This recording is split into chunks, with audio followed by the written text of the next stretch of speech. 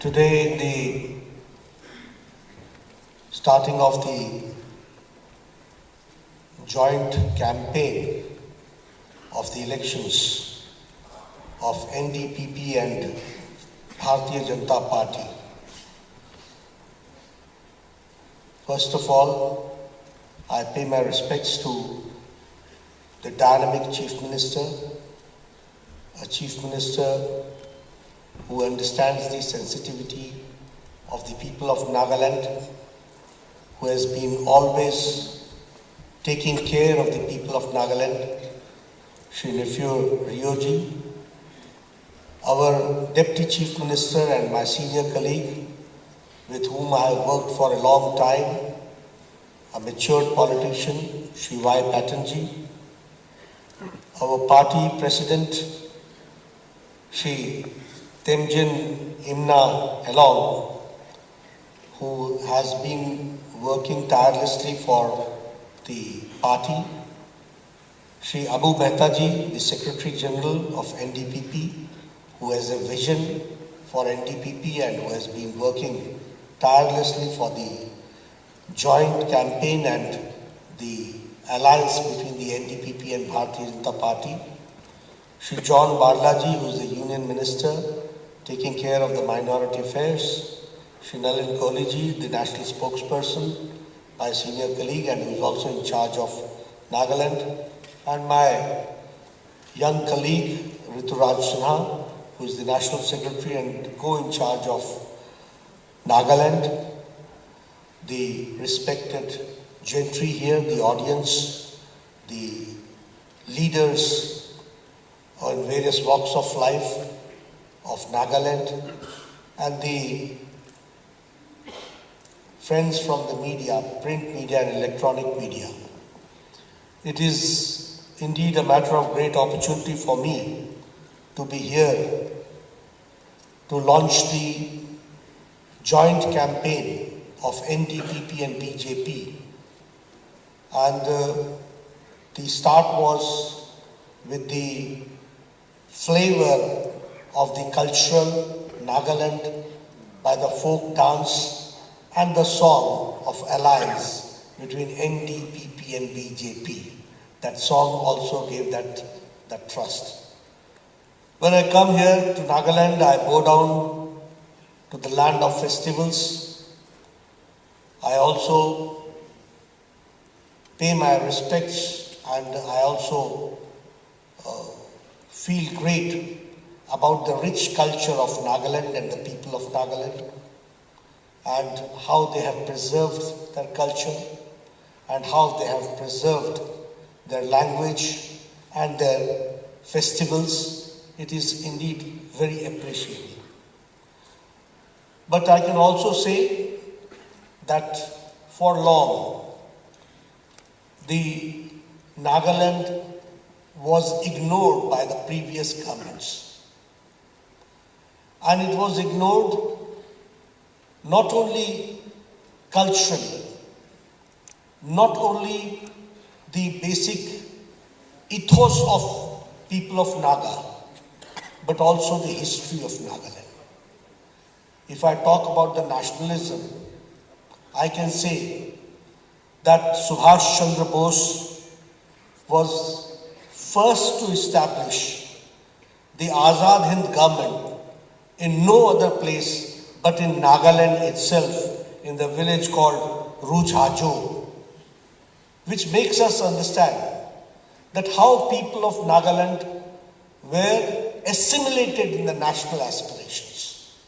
And Subhash Chandra Bose first established the Azad Hind government nowhere else except in the pious land of Nagaland that we have to understand. Another thing which I would like to say, which our Honorable Chief Minister has referred, and he talked about the stability which has been brought in the past 5 years. But here also I would like to say that 5 years back, Nagaland was known for, or the previous governments were known for Band, Previous governments were known for blockade. Previous governments were known for insurgency.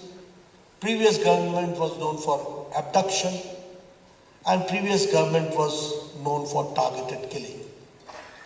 And Y. Patton gave a very vivid description about his days in Kaziranga. He gave a very vivid description. This I didn't know. This was the news to me. But yes, that was the factual situation. But here, under the dynamic leadership of Nefurio ji, we were able to have a stable government here in Nagaland, and now we can say that Nagaland is a place of peace and prosperity and development that we can see. And that has taken place during his leadership. Friends, I would also like to share with you that things have changed. And here, because the gentry here sitting in front of me, for the coming elections also, and they are the opinion makers for the stable, strong Nagaland. They are the advocates. They are the ambassadors. You are the crusaders. So I would like to put things in the right perspective. You see, election and voting is not mere to be decided on very flimsy grounds. It needs a very serious deliberation to come to a conclusion that who should take up the reins of the power. And when I say so, I also share with you that see the situation of the world. America at this point of time is facing financial crisis. Europe's financial situation is not good. China's financial situation, God knows, because the world does not know. The other countries also are in the same situation. But we can say that the growth rate of India is going forward, and India's economy is the fastest growing economy in the world. That is what we can say. So we have to realize that when the right person is there and the right decisions are taken, right results come out. And I would also like to share with you that when in the COVID crisis, our opposition was shouting and they were talking about that right type of investment should be done, Prime Minister Modi was absolutely very clear. He said that our investment will be in corona management. Our investment will be to see to it that the people do not sleep hungry. Our investment will be in the country's infrastructure. Our investment will be to invite world's investment in the country. And today, because of this, I can share with you that India's growth rate is at 6.1%. And the China's growth rate is 5.2%. And America's growth rate is 1.4%. And France, that means the Europe, growth rate is 0.7%. So this is the result which has come out. I'm sharing all this with you because you should understand that right decision at the right time takes the country forward and it takes a leap. And when we take wrong decisions, it is the situation comes like it happened in Sri Lanka, like it happened in Pakistan. It's happening in Pakistan. You can jolly well understand what is going on in Pakistan. And there are many other countries who will fall in line in the same way. But India is going forward in a very strong manner. Friends, I would also like to share with you, when I talk about the world economy and the vis-a-vis India, here I would like to share that the Britishers ruled us for 200 years. Not far off from this Nagaland place, Calcutta was the headquarters of East India Company, which later on took over as the British Raj. They ruled us for 200 years. But today we have the proud privilege to say that India, which was in 2014 a 10th largest economy, today it is the 5th largest economy, and we have defeated Britain, and we have come forward. That we have to understand. If I talk about the pharmaceuticals, you will be happy to know that the most cheapest medicine India is producing and the most effective medicine India is producing. And it is told as the pharmacy of the world. And you will be happy to, I would like to share with you that India is exporting medicine to 200 countries. 200 countries. This is the situation. If I talk about the chemicals, you will be happy to note that the chemical production has increased by 106%, and exporting chemicals has been done to 175 countries. This is India. जब हम बोलते हैं ना बदल रहा है, ये बदला है, ये बदलाव हुआ है, that we have to understand. In steel manufacturing, we are number 2 now, only next to China. If I talk about mobiles, you all have mobiles. In 2014, the mobiles, 92% of the mobiles used to be imported, and it was not being manufactured here. But today, 97% of the mobiles are being manufactured here in India. And even now you will find in Apple smartphone, it is written made in India. This is the change which has taken place. And all this I'm sharing with you because these are the benchmarks which talks about the Indian economy under the dynamic leadership of Prime Minister Modi. If I talk about automobile industry, I'd like to share with you. When I was a child, I was told that vehicles means American vehicles, Plymouth. Vehicles means Japanese vehicles. That means Datsun and Toyota.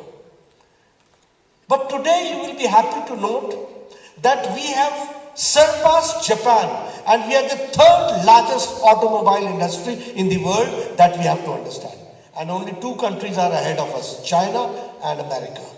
The rest we are the 3rd. This is the situation, this is the change which has taken place, and we have to understand. In the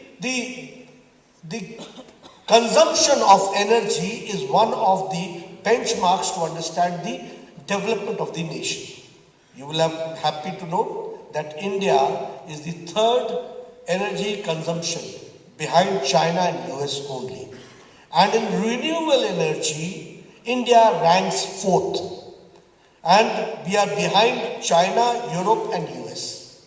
So you can, because consumption of energy and renewable energy is the benchmark to understand the development of the nation.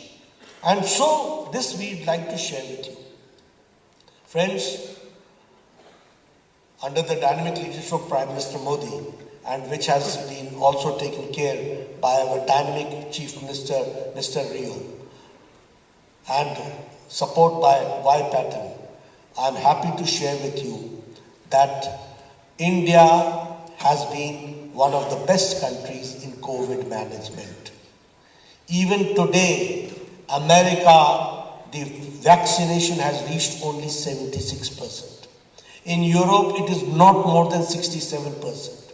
But India, it is 100% vaccination has taken place. And double dose with booster. You all are sitting here very close to each other. Nobody is wearing mask. This is only possible because Prime Minister Modi has given you a Suraksha Kavach. A Suraksha Kavach means a safe yantra, an instrument which gives you an opportunity to be away from Corona. That we have to understand. And you will be also happy to note that it is the indigenous vaccine which has been brought. And this indigenous vaccine has been, we have been able to give this indigenous vaccine to 100 countries under Vaccine Matri. And 48 countries have been given free of cost. So, now India is not the country which is asking for something. India is a country which is now giving to the world. That we have to understand. हम देने वाले भारत हो गए हैं, ये भी हमको समझना चाहिए. And I would like to share with you that how India has changed. The Japanese encephalitis, the medicine came in 1930 in Japan and in 2006 in India. The IPV vaccine came in 1955 and in India it came in 2015. But when Corona came, the task force was established in 2020, April 20, and in 9 months, Prime Minister Modi enthused the scientists, supported them financially, and we could make 2 vaccines within 9 months, and within a period of 1 year, we had total 100% vaccination. That is the fastest and the largest vaccination program which has taken place. This is the situation which has come. And I'm also very happy to note that all the people in Nagaland, under the dynamic leadership of Ryoji, had double dose along with booster, and we could take that national immunization program in the best possible manner.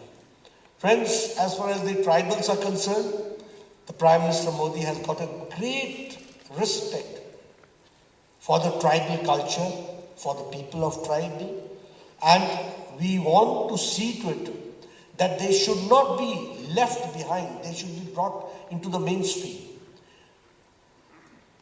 The Prime Minister's choice for the President Draupadi Murmu as the President of India. She is the first tribal lady who becomes the President. Prime Minister Modi in his cabinet has got 8 ministers from tribal community. We have got 3 governors from the tribal community. And if you talk about scholarships, if you talk about Eklavya Vidyalaya, if you talk about the expenditure on the tribal students, everything has been enhanced only to see that no tribal child is left behind. Mainstreaming should take place and he should be developed in that holistic manner. That is what I would like to share with you. Friends, when I talk about, and Mr.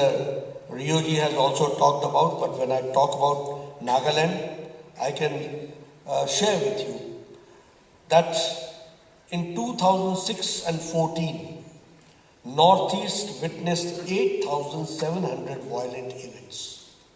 That was Northeast. And in comparison, after 2014, the reduction has been 74%. And all this has been done under the dynamic leadership of Mr. Rio, along supported by Mr. Vai Patton, that we have to understand. If I talk about the Eklavya schools, the 270 crores were spent, but now 1,400 crores are being spent for Eklavya schools. If I talk about the tribal student expenditure, it was 11,000 crores. Now it is 42,000 crores. If I talk about the scholarships, it was 970 crores. Now it is 2,500 crores. If I talk about the tribal sub-plan, it was 21,000 crores. Now it is 86,000 crores. So you can understand how much has been focused and priority has been given for the people staying in the tribal area and for the tribes, how much mainstreaming has been done. Friends, if I talk about Nagaland, I can say that 3,235 crores have been given for the highways in Nagaland. I would also like to share with you that 55 works of a length of 1,063 kilometers at the cost of 11,711 crores has been approved for Nagaland. This is National Highway. If I talk 667 kilometers National Highway network has been added in Nagaland in the past 6 years, which comes to an enhancement of 76%. So, as Ryoji himself said, that now national highways We can see national highways coming up. We can see these projects are coming up. This is mainstreaming. For a long time, you yourself said that MLAs were staying in Kaziranga and nobody was there to take care. It was known for Bandh, it was known for blockades, it was known for insurgency, it was known for abduction, it was known for targeted killing. And now it is for peace and prosperity and development. This change has taken place. So, the gentry here, who are the advocates, who are the crusaders, who are the ambassadors, you have to take these issues to the masses to make them understand that elections is a serious effort and election is a serious issue, and so we should see whom to select and whom not to select. That I would like to share with you. If I talk about the railways, I can say that the 82-kilometer broad gauge route of Dhansiri to Assam, Jubja in Kohima, that has been done. The national highway network state today 880 kilometers in 2014 and now it is 1,542 kilometers. Dimapur railway station was made in 1903, more than 100 years. Dimapur railway station was made in 1903. And after that, the Shokhuvi railway station came more than 100 years later, and that we have to understand. And not only that, now the rail infrastructure is being increased. Railways are not only railways. Railways is the means of economic development.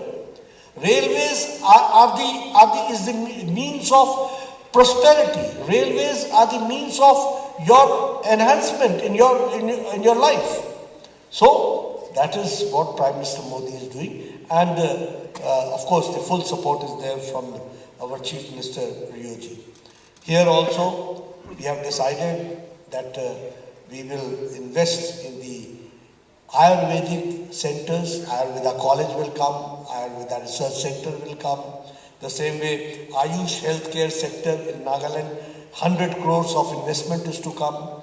The same way a new medical college in Mon is going to come, and the same way I am told that the Ayurvedic college is going to come in Longlang. So all this shows that as far as the health is concerned, as far as the infrastructure is concerned, as far as education is concerned, we are all set to go forward in the right direction. Friends, Rioji had spoken in his speech about the empowerment of the poor. Yes, all these schemes which have been rightly and in the best possible manner implemented in the land of Nagaland under his leadership.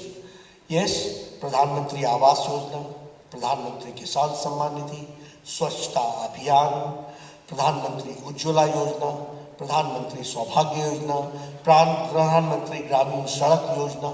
All this has given new dynamism and new enthusiasm as far as development is concerned. And this 5 years of stability has certainly given us an opportunity to see to it that the last mile delivery is done in the best possible manner. Friends, I will not take much of your time, but yes, I would like to share with you that as Northeastern region is the gateway of the country's development, we believe in HIRA, and Prime Minister Modi has always talked about HIRA, H-I-R-A. H for highways, I for internet, R for railways, A for airways. All this, 12 airstrips are coming up in Nagaland. 12 airstrips. You see, after 5 years, what Nagaland will become, what opportunity Nagaland is going to get for tourism. We have to understand.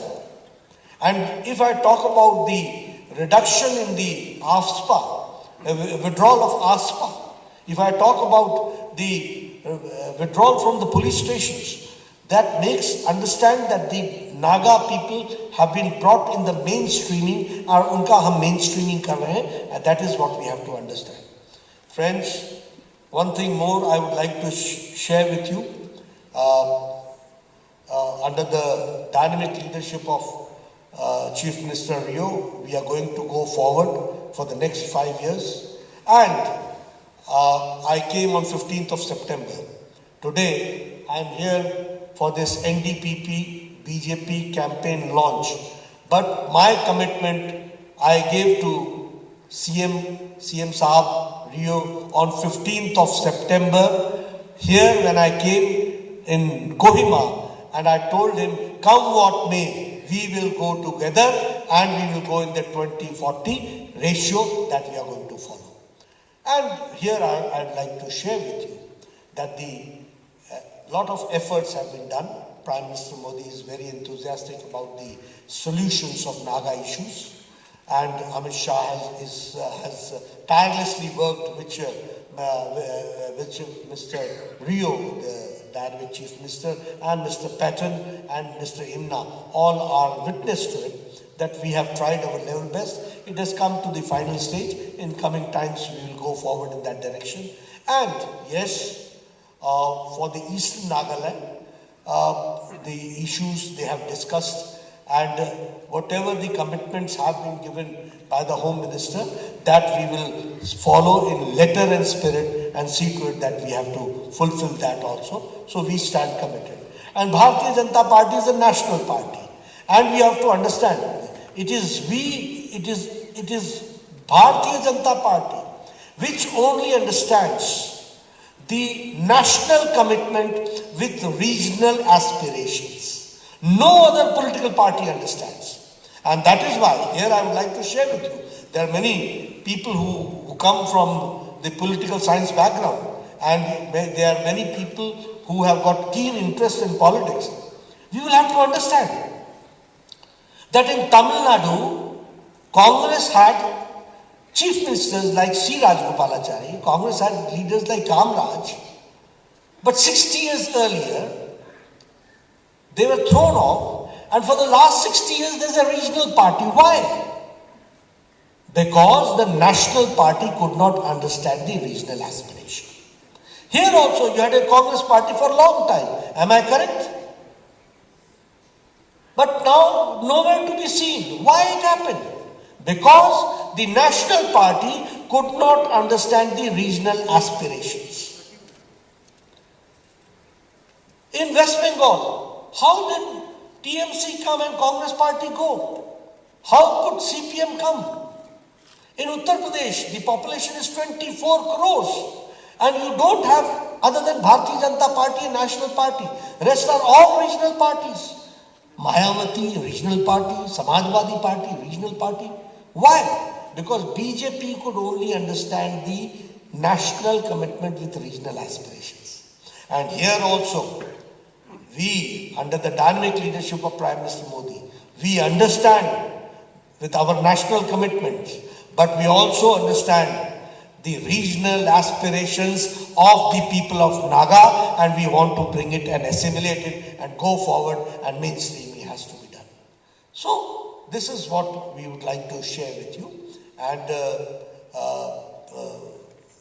Mr. Rio has been a very sober, very seasoned, very mature politician who has been also working as a statesman, and as he is a statesman, he has taken care of all small and big sentiments of the people of Nagaland, and we assure you full support from our side, not only during elections, but after elections also. For every times to come, we will stand by you, and we'll see that a strong Nagaland goes forward with the support of the central government, with the support of Prime Minister Modi, and under your leadership. Thank you very much for giving me